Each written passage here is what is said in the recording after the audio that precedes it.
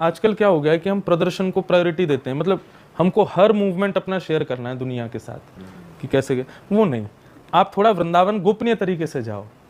दूसरी बात, वृंदावन मैं अभी कहने लगा हूँ, वृंदावन 5 पंच हैं वृंदावन के। जैसे स्कूल में यूनिफॉर्म होनी चाहिए, शूज़ होने चाहिए, नेल्स कटे होने चाहिए, टाई होनी चाहिए, बेल्ट होनी चाहिए, तभी आपको क्लासरूम में बैठने दिया था। मेरे स्कूल में तो ऐसे ही होता था, आपके में पता नहीं होता कि नहीं। हमारे तो रोज नेल्स चेक होते थे, शूज़ चेक होते। हमारे में एक और चीज़ थी, पैंट ऊपर होनी चाहिए। पैंट ऊपर होनी चाहिए, जो कि कभी नहीं होती थी। तो हमारे यहाँ तो बाल भी ये बड़े नहीं होने चाहिए, बाल बड़े होते तो वो स्पोर्ट्स टीचर पकड़ के खींची देते बहुत थे। ज़्यादा। तो ऐसे ही मतलब एक स्कूल का एक यूनिफॉर्म का एक सेगमेंट है कि आप वैसे आओगे तो आपको एंट्री है, उसके बिना भी आओगे तो रोकेंगे तो नहीं, पर हाँ ये है कि पनिशमेंट मिलेगा, क्लासरूम के हकदार नहीं बन पाओगे। स्कूल में आने से तो कोई रोकेगा नहीं। तो ठीक वैसे ही वृंदावन तो बहुत लोग जा रहे हैं, पर वृंदावन के कुछ नियम कानून कायदे हैं, प्रेयर करो स्कूल में जाके, ये करो। ऐसे वृंदावन आओ तो सबसे पहले वृंदावन की रज को प्रणाम करो।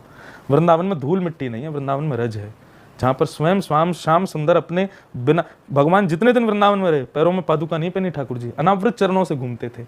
किसी ने मुझसे कहा ठाकुर जी ने ब्रज को क्या दिया? सोने की नगरी द्वारिका गुजरात को दे गए, गीता का ज्ञान हरियाणा को दे गए, वृंदावन को क्या दिया? वृंदावन को ठाकुर जी ने अपने चरण दिए जो किसी को नहीं दिए।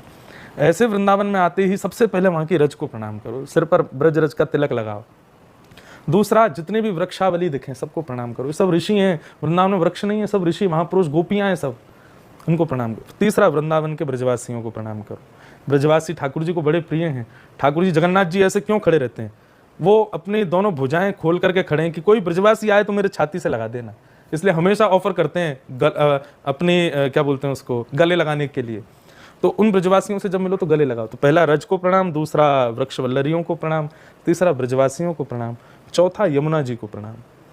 अब लोग वृंदावन जाते हैं, यमुना जी देख ही नहीं पाते, कहाँ है, कहाँ बह रही हैं, यमुना जी को। पांचवा, गोपेश्वर महादेव हमारे वृंदावन में गोपी बन करके महादेव बैठे हैं, उनको प्रणाम।